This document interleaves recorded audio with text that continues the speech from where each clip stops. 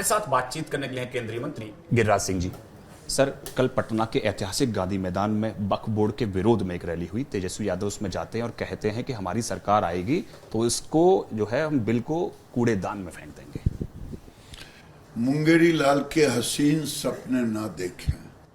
ये लोग उस गांधी मैदान में इस बात को कहा है जहां जयप्रकाश नारायण ने अन्याय के खिलाफ बिगुल फूका था। वो इमरजेंसी के खिलाफ बिगुल फूका था, लेकिन दुर्भाग्य हुआ जयप्रकाश नारायण जी से उन्होंने ऐसे आंदोलनकारी एक पैदा लिया नकली, जो भ्रष्टाचारी बन गए, वो लालू यादव। और लालू यादव परिवारवादी बन गए। अब बेटा परिवारवादी से चिल्लाने लगे समाजवादी। न वो समाजवादी रहे, अब वो नवाजवादी अपने को घोषित कर लिए। और आने वाले दिन में इनकी सरकार अगर बनेगी तो ये सरिया कानून लाएंगे।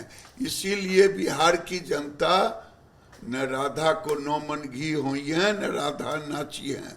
न इनकी सरकार बनेगी, न ये सरिया कानून नवाजवादी लाएंगे। जिस तरह से बिहार में विधानसभा चुनाव होना, लेकिन ठीक पहले उस तरह से वक्फ बोर्ड के खिलाफ में रैली में जाना और लगातार उसके खिलाफ बात करना, क्या कारण मानते हैं? क्यों तेजस्वी यादव जो है वक्फ बोर्ड का विरोध कर रहे हैं, जो संशोधन बिल है?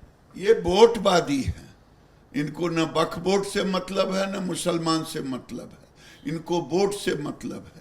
अगर इनको पता चल जाए कि ये वोट किसी और को चला जाए तो ये कभी इसकी चर्चा नहीं करेंगे। ये लोग वोटवादी हैं, भोगवादी हैं। तेजस्वी यादव ये भी कह रहे हैं कि भारत किसी के बाप का नहीं है। भारत दलालों का नहीं है। भारत भ्रष्टाचारियों का नहीं है।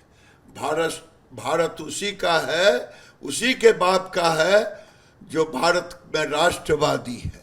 और जो राष्ट्रवादी नहीं है, जो रोहिंग्यावादी है, जो बांग्लादेशीवादी है, उसके बाप का तो बिल्कुल नहीं है।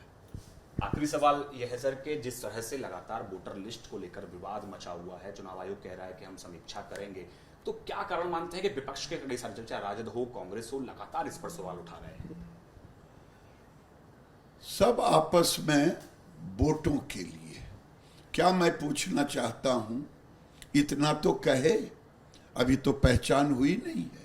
अगर किसी की पहचान होती है रोहिंग्या, किसी की पहचान होती है बांग्लादेशी, क्या उसको देश से और वोटर लिस्ट से निकालना चाहिए कि नहीं?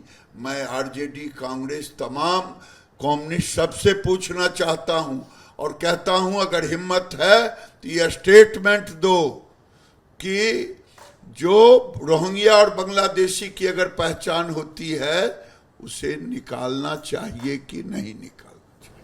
धन्यवाद हमसे बात करने के लिए। कैमरा पर्सन निखिल रसोगी के साथ पवन गौड़, एबीपी न्यूज, दिल्ली।